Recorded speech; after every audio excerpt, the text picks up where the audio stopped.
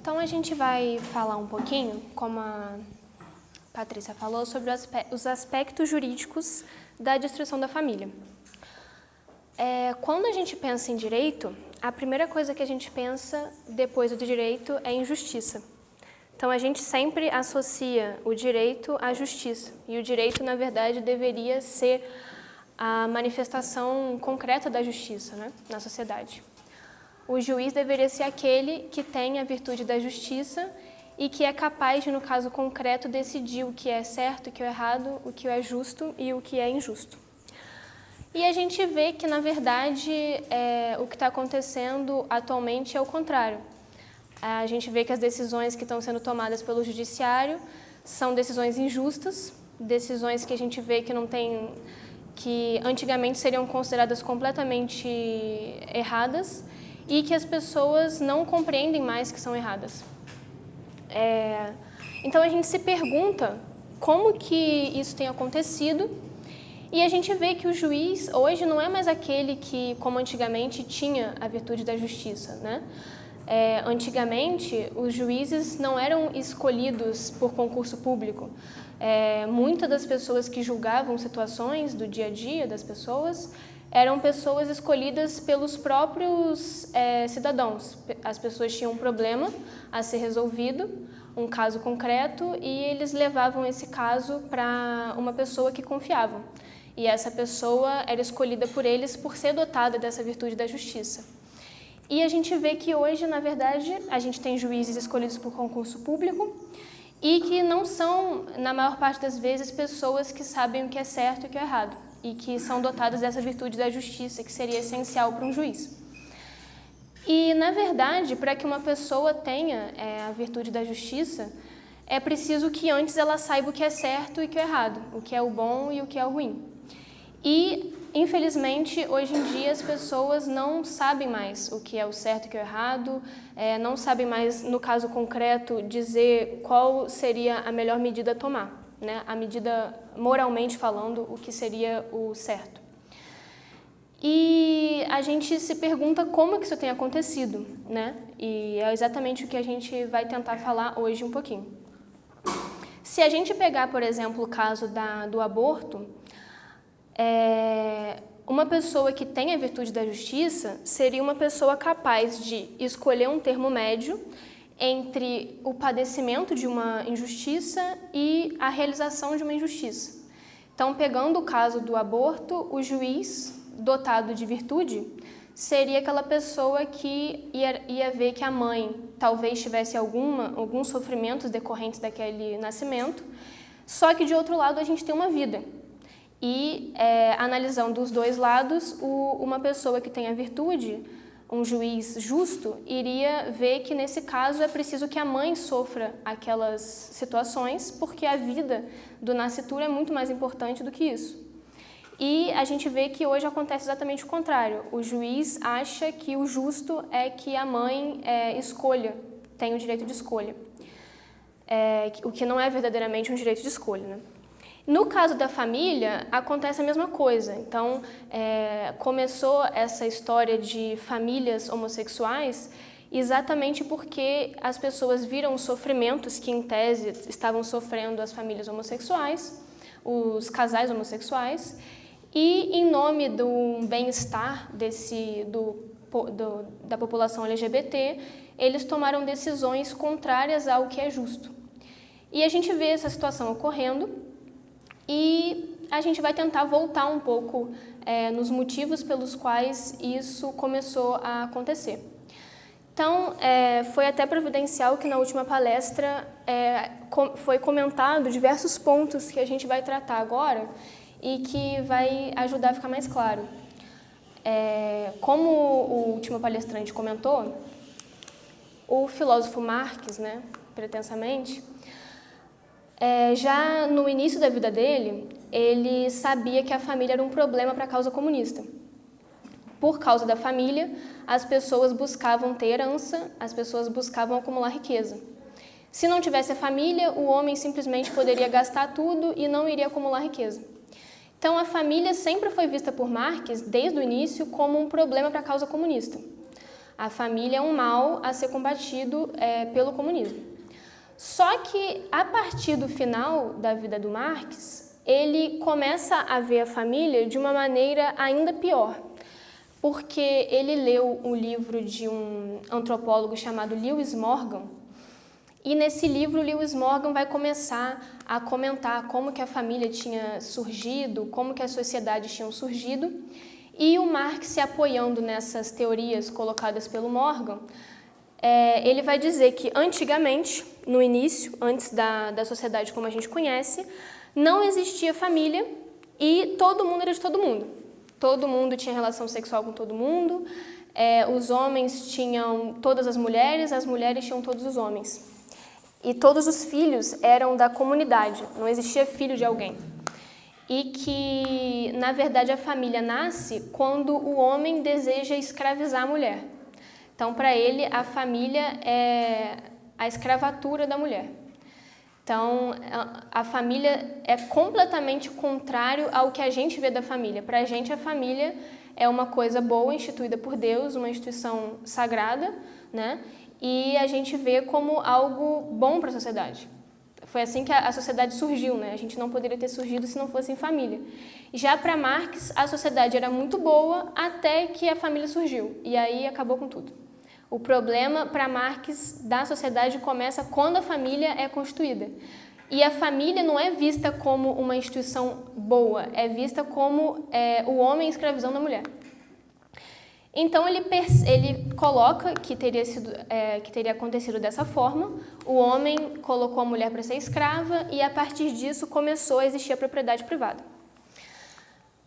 Antes disso, para Marx não existia propriedade privada e por isso que a família é a causa do capitalismo, para ele. E pela família ser a causa do capitalismo, era preciso acabar com a família. Então, a ideia de destruição da família de uma maneira concreta começa a partir daí. As pessoas começam a achar que a família é a causa do capitalismo e, por causa disso, todo mundo tinha que destruir a família. Porque a família era a base dessa sociedade dita capitalista, né, por Marx. Como esse livro foi escrito no final da vida do Marx, o Marx não chegou a terminar o livro. Ele morreu antes de terminar o livro e o livro foi publicado pelo Engels. Só que pelo fato dele ter morrido antes, a causa comunista foi seguindo rumo não por esse livro, mas pelo Capital. Então, até mesmo para os comunistas, esse último livro, né, chamado Origem da Família, da Propriedade Privada e do Estado, não é tão conhecido. Esse livro não é conhecido de ninguém, nem no nosso meio, nem no meio comunista, né? Ou seja, o Marx já tinha comentado, a família nasce e se sustenta, né? Apesar disso não ser verdade, ele fala que a família é sustentada exatamente porque tinha acabado a liberdade sexual. E aí a Kate Millett vai chegar a uma conclusão parecida com essa ideia do Marx. Ou seja, de que para acabar com a família tinha que ter a liberdade sexual irrestrita. A revolução sexual completa, porque a revolução sexual ia levar ao fim da família. E essa questão da revolução sexual é o que vai desembocar depois em tudo que a gente vê hoje de gênero, ideologia de gênero, aborto, feminismo, tudo isso começa aí com essa revolução sexual propagada, como a gente falou, mais ou menos nos anos 70.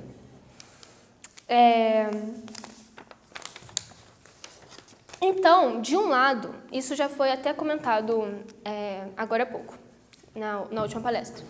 De um lado, a gente tinha esse grupo dos comunistas agindo pela destruição da família. De outro lado, a gente tinha o grupo das grandes fundações que também agiam no sentido de destruir a família. Ambos não começaram pelos mesmos motivos, mas acabam desembocando na destruição da família, do mesmo modo. Porque, como a gente mesmo percebe, a família é a base da sociedade como a gente conhece hoje, né?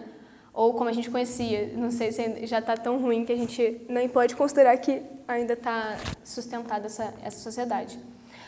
mas ambos percebem que a melhor maneira é destruir a família, para conseguir colocar uma nova ordem social. No caso das grandes fundações, eles desejavam acabar com o crescimento populacional, reduzir ou até mesmo estancar o crescimento populacional. E a melhor maneira, ou a única maneira de fazer isso é pela destruição da família também.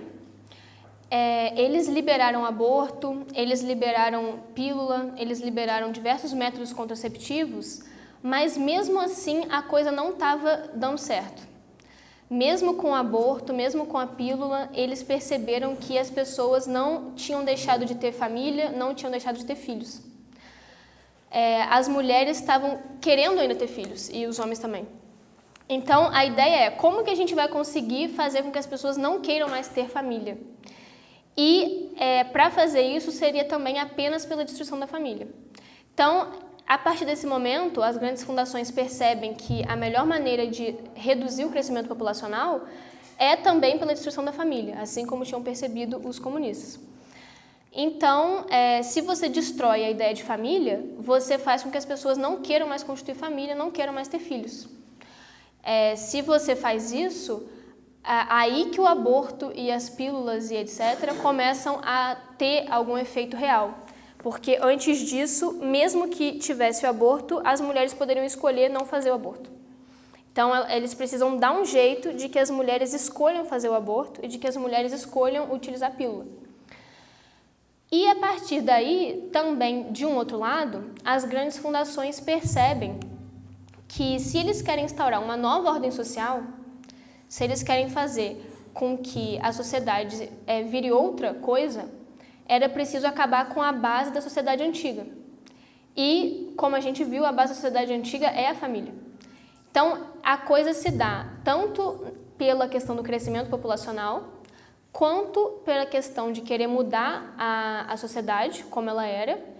E também a gente poderia analisar um terceiro fator, que é o seguinte: quando as grandes fundações, ou melhor, pelo fato das grandes fundações quererem que todo mundo se torne como que operários, né? Para eles, quanto mais pessoas estiverem trabalhando, quanto mais pessoas estiverem ganhando dinheiro, quanto mais as pessoas só pensarem em dinheiro, melhor. Eles são aqueles que são donos dos bancos, aqueles que são donos das grandes empresas.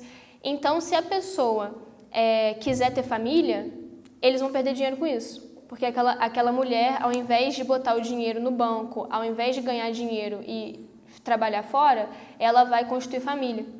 E eles vão perder dinheiro com isso. Então, essa ideia do capital humano começa principalmente com um teórico, né, um economista chamado Gary Becker, e ele começa a falar: olha, vocês não entenderam como que funciona a economia, vocês estão falando só de matéria-prima e só de outras questões, e na verdade a questão mais relevante para a economia do país e para a economia de uma empresa é o capital humano. Ou seja, o número de pessoas qualificadas que você tem no seu país. Então, se você tem mulheres emancipadas, mulheres que trabalham, isso é ótimo para o país, né? Eu até fiquei um pouco chocada com uma fala pequena do presidente Trump na ONU, que ele falou, né?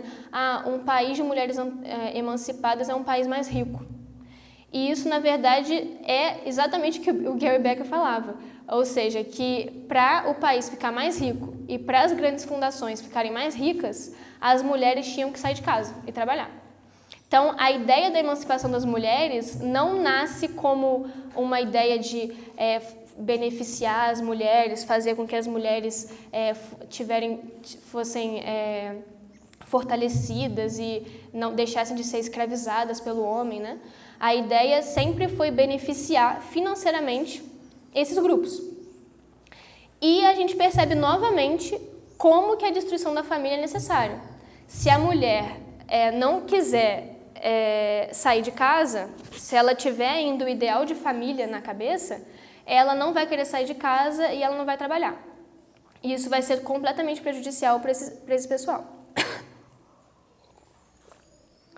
Então, a gente pode analisar essa mentalidade deles, esse desejo de destruir a família, pelos grupos capitalistas, pelos grupos metacapitalistas, desses 3 modos, né? Como um meio de acabar com a base da sociedade, da antiga sociedade como a gente conhecia, como um meio de levar as mulheres a se emanciparem e se tornarem empresárias, se tornarem empregadas e colocarem dinheiro no país e nas empresas, e também como um meio de diminuir o crescimento populacional. Então, eles agem na questão da destruição da família por esses 3 motivos. Então, tanto o grupo comunista quanto o grupo dos metacapitalistas têm uma visão de mundo completamente materialista. Eles desejam acabar com tudo que é material e, por causa disso mesmo, eles não veem a família da mesma maneira que a gente vê. Para eles, a família só serve para nascer gente. Só serve para reproduzir. Obrigada. Só serve para reproduzir e, na verdade, seria melhor que nem tivesse família. Se eles conseguissem fazer com que as pessoas não reproduzissem e a reprodução fosse feita em laboratório, seria muito melhor. Porque aí eles fazem a reprodução no laboratório, a família não vai colocar na cabeça das crianças os valores que elas querem, a escola que vai fazer exatamente o que eles querem e para eles vai ser muito melhor. Então, ainda naquilo que a família tem algum sentido materialmente falando, para eles é melhor que não fosse assim. Para eles é melhor que a família realmente acabasse, né? E a gente percebe essa visão completamente materialista desses 2 grupos e os motivos pelos quais eles desejavam destruir a família. Então, tanto um grupo quanto o outro agem como causa eficiente desse processo de destruição da família. Só que apenas isso conseguiria ter um efeito, mas não conseguiria ter um efeito tão grande como a gente está vendo hoje acontecer. Se eles não tivessem o direito, né, essa questão jurídica ao lado deles, eles não conseguiriam estar ganhando tanto terreno e de uma maneira tão rápida quanto eles estão ganhando. Pelas decisões judiciais que a gente vê hoje, é que eles conseguem inserir tão rapidamente coisas como aborto, coisas como gênero, coisas como casamento homossexual. E se não fosse eles utilizam instrumentos jurídicos para empurrar essa agenda cada vez mais, e de uma maneira mais rápida, né? Então, a gente vai agora mais propriamente comentar essa questão jurídica, né? De que maneira foi feita a destruição da família no âmbito jurídico e principalmente no Brasil. Então, a gente tinha o Código Civil de 1916. Esse Código Civil é o anterior. O código que a gente tem hoje é um código bem recente e antes dele era o de 1916 já. Apesar de ser um pouco velho, em 1916, ele era o anterior mesmo. E nesse código, a família era colocada como união entre homem e mulher e indissolúvel. Só tinha um casamento. O casamento era uno e entre homem e mulher. Só que essa questão, a primeira questão que começa a ser modificada é a questão do casamento uno. Então, eles começam a buscar a inserção do divórcio nas leis. Como eu disse, foi até bom a última palestra, porque ele chegou a comentar sobre como a mídia e as novelas agiram para que as pessoas aceitassem o divórcio. E é exatamente isso que acontece. A gente teve uma novela na Globo que propositadamente colocou a situação de uma mulher que vivia num casamento em que ela sofria muito, o marido era um marido horrível e ela encontra depois um homem muito maravilhoso e ela queria ficar com esse outro homem que cuidava bem dela e etc. E a partir disso as pessoas começam a se sensibilizar e se tornaram realmente a favor do divórcio. Então, depois que a opinião pública já estava em maioria a favor do divórcio, eles vão e o próprio Congresso aprovou a questão do divórcio. Então, eles vão agindo sempre dessa forma, sensibilizando a população para a opinião pública ficar a favor, e a partir do momento que a opinião pública fica a favor, eles agem na lei, ou tanto no judiciário, né, através de ativismo judicial, quanto no próprio Congresso. No caso do divórcio, aconteceu assim, e foi a primeira ação que começou a destruir a família. A família antes, no Código 16, tinha uma força muito grande, né? Ela era a família católica, como a gente conhece, uma só e homem e mulher. Com o divórcio, a gente começa a enfraquecer a família e, apesar de inicialmente isso não parecer tão ruim, o divórcio, assim, em relação ao que a gente vê hoje de ideologia de gênero, não é quase nada, né? Só que a gente percebe, analisando essa linha cronológica, que é através do divórcio que todo o resto começa a acontecer. Então, eles inserem o divórcio e, inicialmente, o divórcio era uma coisa bem difícil de ocorrer. As pessoas, antigamente, tinham que esperar um tempo assim, mais ou menos longo para se divorciarem e precisava de uma decisão judicial. Então, elas não podiam simplesmente acharem que tinham se divorciado. O juiz tinha que aceitar esse divórcio e analisar a situação dos filhos e etc. Hoje em dia, o divórcio é tão banalizado que a pessoa pode casar hoje e divorciar amanhã. Realmente, assim, ela pode casar no mesmo dia e divorciar no mesmo dia. E não precisa mais de decisão judicial. A pessoa pode simplesmente ir no cartório, como faz qualquer documento, dizer que quer divorciar e pronto. Aí já divorciou, os filhos ninguém quer saber e pronto. Então, a coisa foi se banalizando cada vez mais, né? Essa questão da família, primeiro começa com o divórcio, no direito. A partir do divórcio, o casamento já tinha enfraquecido. Apesar de não parecer que se enfraqueceu tanto, a gente vai ver que a coisa já tinha começado a decair aí, né, no divórcio. Como o divórcio como tem essa questão do divórcio, os juízes começam a se perguntar: mas o casamento então não é tão importante assim? Por que a gente acha que o casamento é tão importante se as pessoas podem simplesmente se deixar de estarem casadas amanhã? E o que acontece? Com a Constituição de 1988, nasce uma coisa no direito que chama união estável. E o que é essa união estável? É uma situação em que duas pessoas convivem sem impedimento de estarem casadas. Então, não é que é permitido a questão de amante. Essa questão de amante ainda não é permitida no direito. Mas o que nasce a partir daí é a união estável, ou seja, duas pessoas que não tenham casado ainda, que não tenham nenhum impedimento, elas apenas por viverem juntas são consideradas casadas. O casamento na Constituição de 88 se torna equiparável à união estável. Então, a partir daí, não muda a pessoa casar ou não. Se ela simplesmente conviver com uma outra em situação de casamento, pronto, ela já é como se fosse casada. E também, assim como aconteceu no divórcio, a coisa foi se banalizando cada vez mais. Inicialmente, a união estável precisava de um tempo razoável. Tinha alguns anos que a pessoa precisava morar junto com a outra em união estável para ser considerada união estável. A partir de agora, não.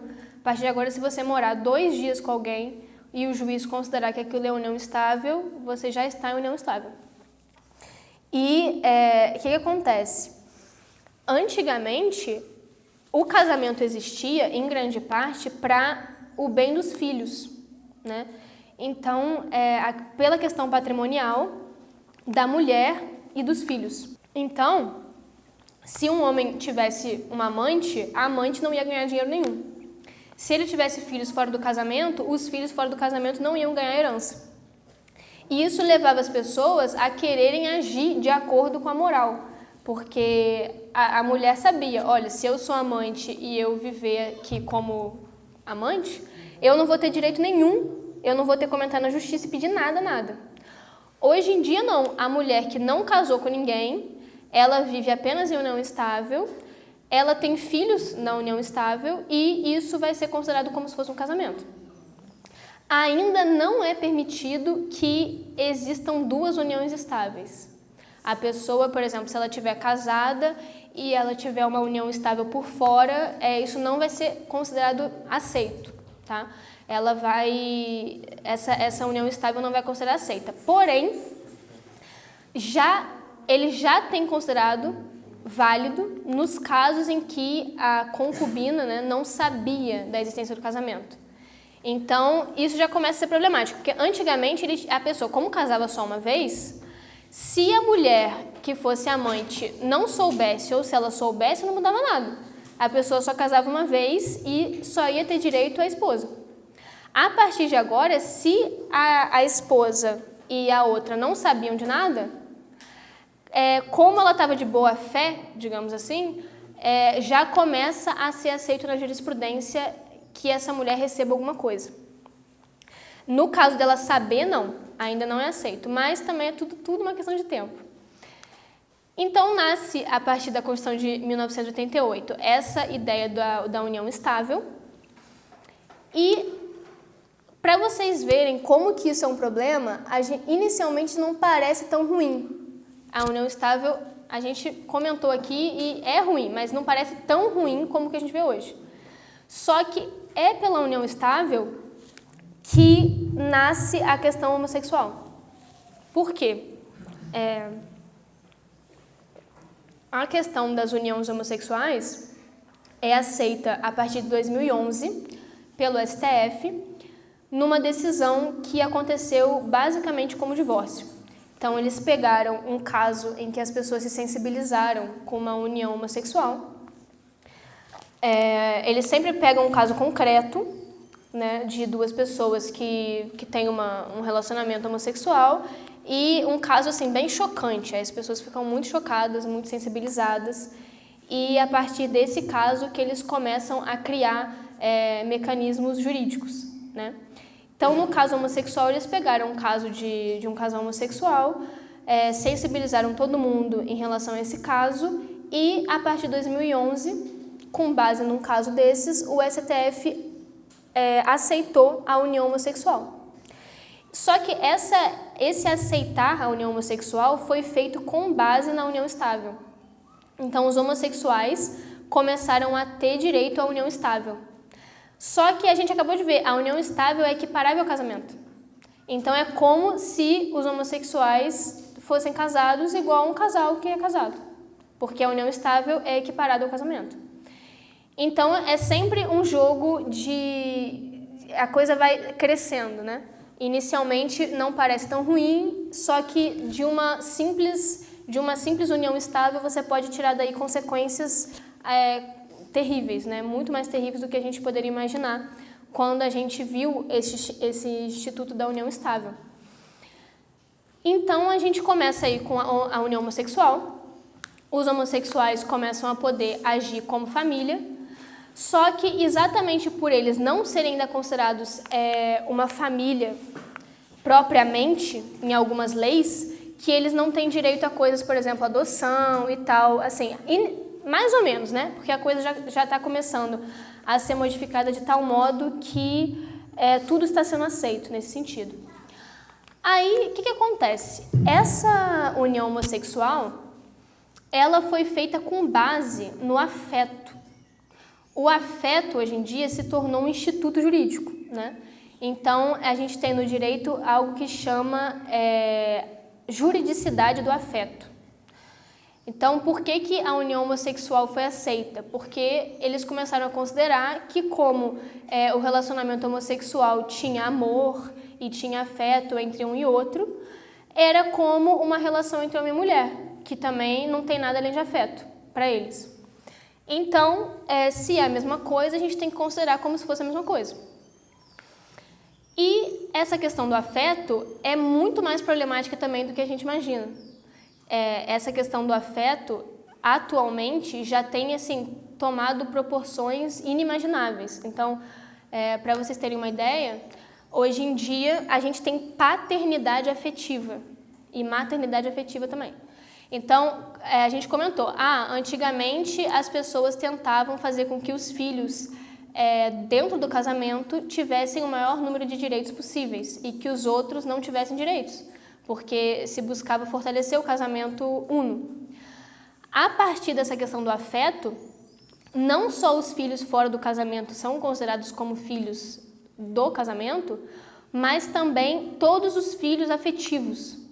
Então, se uma pessoa, por exemplo, namora uma mulher que tem um filho já, e ele trata esse filho muito bem, esse filho depois pode pedir na justiça para ser considerado filho afetivo desse homem. Então, isso aí tem causado muito problema na jurisprudência, porque muitos homens têm medo de depois se tornarem pais afetivos de alguém e ter que pagar pensão. Então, eles estão tentando fugir da paternidade afetiva. Só que a gente vê que essa questão da afetividade está sendo levada a níveis inimagináveis antes. E qual é o maior problema dessa juridicidade do afeto? É que, pelo afeto, tudo pode ser possível, né? Essa questão da poligamia é afeto também. Nós nos amamos como 3 pessoas, como 4 pessoas. Por que o nosso amor vale menos do que o amor de 2 pessoas? No caso da pedofilia também. Essa criança aqui, ela ainda é criança, mas ela já tem questões sexuais e ela me ama e eu amo ela. Então, por que a gente não pode ficar junto também? No caso do incesto, está acontecendo a mesma coisa. Então, a minha mãe e eu temos relacionamento, porque a gente tem um afeto desse nível, né? E quem somos nós para dizer que isso não é a mesma coisa que uma relação homossexual?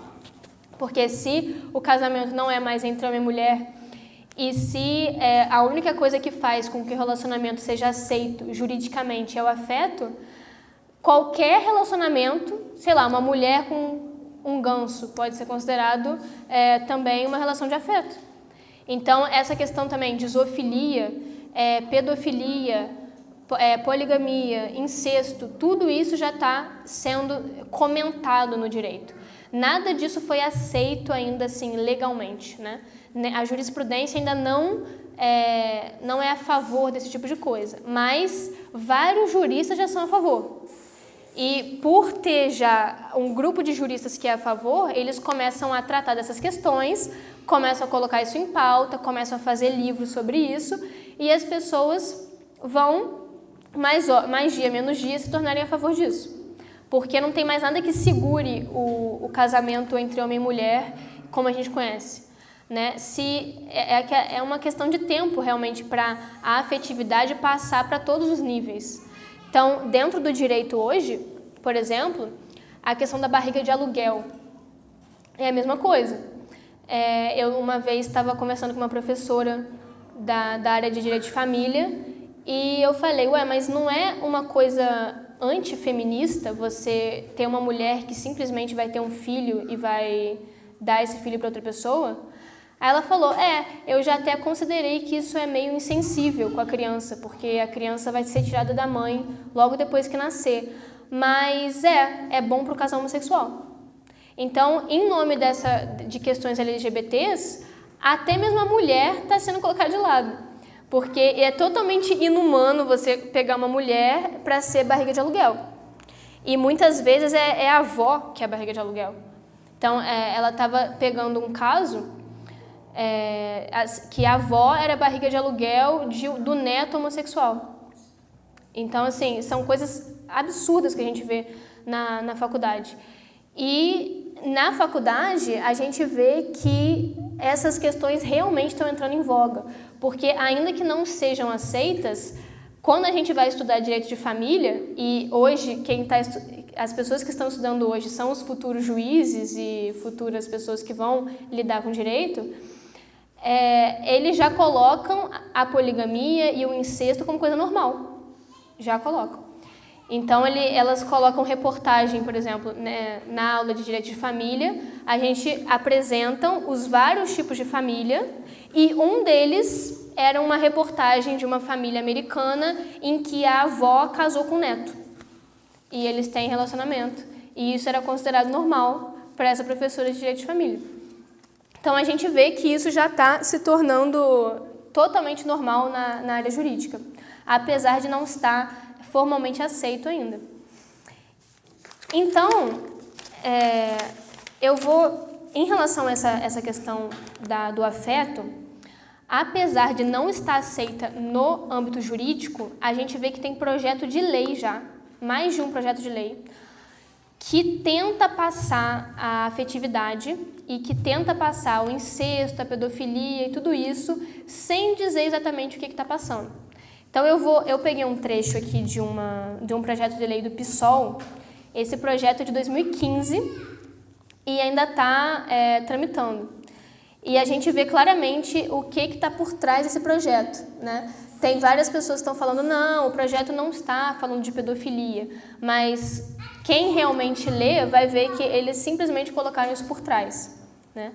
Ele diz assim, são reconhecidas como famílias todas as formas de união entre duas ou mais pessoas que para este fim se constituam e que se baseiem no amor, na socioafetividade, independentemente de consanguinidade, gênero, orientação sexual, nacionalidade, credo ou raça, incluindo seus filhos ou pessoas que assim sejam consideradas.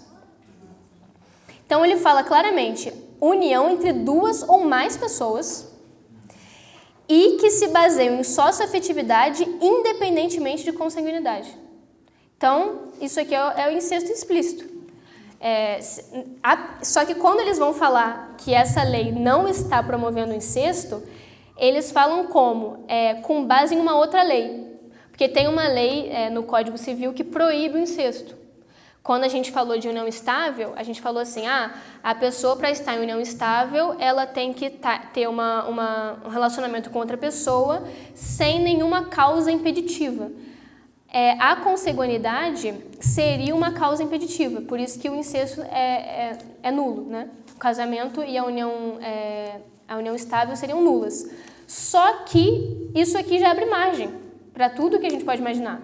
Mesmo tendo uma outra lei que diga que isso é proibido, primeiro que o juiz pode decidir que é permitido, porque quando a causa homossexual entrou em voga, o Código Civil também proibia a união homossexual.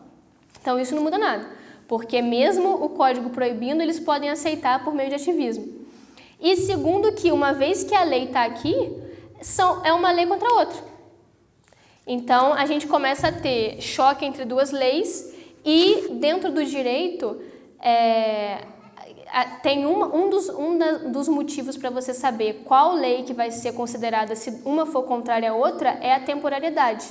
Então, a lei mais nova é mais forte. Então, nesse caso, a gente também pode perceber que isso aqui eles poderiam agir no sentido de falar, não, essa lei aqui é posterior, então ela vale mais. E assim, claramente aqui ele fala tudo isso que a gente está falando da socioafetividade. O interessante em relação a essa questão da destruição da família é que, como a gente comentou antes, para que isso não ocorra, é preciso que os juízes voltem a compreender o que é o bem e o que é o mal, e o que é o justo e o que é o injusto. Só que a compreensão do que é o justo e do que é o injusto, do que é a virtude, ela não pode se dar se não for numa família. Então, São Tomás de Aquino ele comentava que uma pessoa, para aprender a ser virtuoso, ela vai fazer isso ou na base do ferro da lei, e na verdade não vai ser realmente virtuoso, ou no seio de uma família. Então, tanto famílias biológicas quanto famílias espirituais, como foi ele. Então, se não for dentro de uma família, as pessoas não serão capazes de ser virtuosas e de aprender o que é certo e o que é errado. E exatamente por isso que essas pessoas estão tentando destruir a família. Ou seja, o único meio da gente lutar contra isso que estão fazendo seria fortalecendo as famílias. E se a gente não conseguir fortalecer as famílias, não tem jeito de reverter essa situação porque as pessoas não vão mais saber o que é certo e o que é errado. Então a gente percebe novamente que a única maneira de lutar contra toda essa situação é fortalecendo as famílias, fazendo com que as famílias tenham novamente um papel social grande, né, como tinham antes. Se a gente volta um pouco no tempo, a gente vê que as famílias tinham um papel antigamente muito, muito importante. Na história dos Estados Unidos, por exemplo, o país surge com famílias que iam para lá. Os colonos iam para os Estados Unidos e eles mesmos que fundavam as comunidades, né? Então não tinha nada além das famílias. No caso do Brasil, também em parte era assim. A educação ela estava na família. No caso americano, as prisões estavam na família, os hospitais estavam na família. As casas de caridade estavam na família. Então, por exemplo, as pessoas quando iam ser presas, elas não iam ser presas numa prisão. Elas iam prestar serviços para as famílias. Quando as pessoas iam ficar doentes, o Estado dava um dinheiro para as famílias e elas cuidavam dos doentes. Quando as pessoas precisavam de alguma questão de caridade, o Estado também dava algum dinheiro, ou elas mesmas recebiam por caridade, e elas cuidavam dessas pessoas. Então, a base da sociedade era a família. E quanto mais tempo foi passando, mais as famílias foram perdendo espaço, mais o Estado foi tomando prerrogativas que antes eram da família, e o poder foi se tornando cada vez mais centralizado. Então, antigamente, a gente tinha um poder, de um lado a gente tinha o poder da igreja, do outro lado o poder das famílias, do outro lado o poder do próprio governo, das escolas, né? Hoje em dia a gente vê que tudo está se unindo num só poder, primeiramente no Estado, que está tomando prerrogativas educacionais, está tomando prerrogativas religiosas, está dizendo como é que vai educar sexualmente, como é que vai educar tudo que é moral ele está tomando da família. E, na verdade, a coisa está cada vez pior, porque hoje em dia não é mais o Estado que está tomando as prerrogativas da família, mas um poder global. Então, antes era uma coisa bem polarizada, né? Não tinha um poder unificado. Depois de determinado momento, o poder foi se unificando no Estado, mas ainda os Estados são coisas diferentes. A partir de agora, o poder está se tornando apenas um mesmo, né? Um poder global que toma até mesmo as prerrogativas que antes eram dos Estados e que, de certo modo, é diferenciado. Então, a gente vê essa situação, a gente vê que o remédio para tudo isso é a própria família e, na verdade, a Igreja Católica já tinha percebido isso, tanto que tem uma encíclica que a gente vai comentar que comenta a importância da família. Inicialmente, essa encíclica foi escrita tentando preservar a família do poder unificado estatal. Então, nessa época, ainda a coisa não estava tão ruim. Nessa época, eles estavam tentando preservar a família do Estado, porque o Estado estava tomando prerrogativas que antes eram da família. E hoje, a gente vê que a coisa está cada vez pior. É preciso que a Igreja novamente vá atuar em favor das famílias e demonstre que as prerrogativas que são familiares devem permanecer na família, né? Então, eu peguei aqui um trecho do Papa comentando a encíclica Rerum Novarum, comentando a importância da família e como que a família tem que manter as prerrogativas que antes eram delas, né? Então, ele fala: eis, pois, a família, isto é, a sociedade doméstica, sociedade muito pequena certamente, mas real e anterior a toda a sociedade civil, a qual, desde logo, será forçosamente necessário atribuir certos direitos e certos deveres absolutamente independentes do Estado. Então, aqui ele estava realmente buscando fortalecer a família contra o Estado. E hoje ainda não foi feita nenhuma encíclica no sentido de fortalecer a família contra o poder unificado global.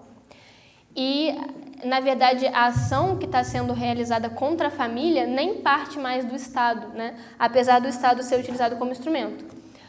Essa ação contra a família parte dessas entidades globais que buscam unificar todos os poderes e prerrogativas sociais em torno de um poder global unificado.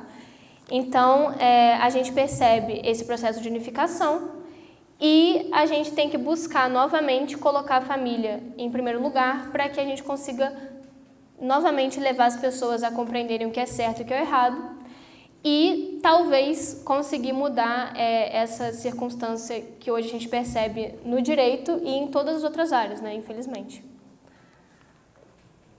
Acho que já deu tempo aí, 5 minutos.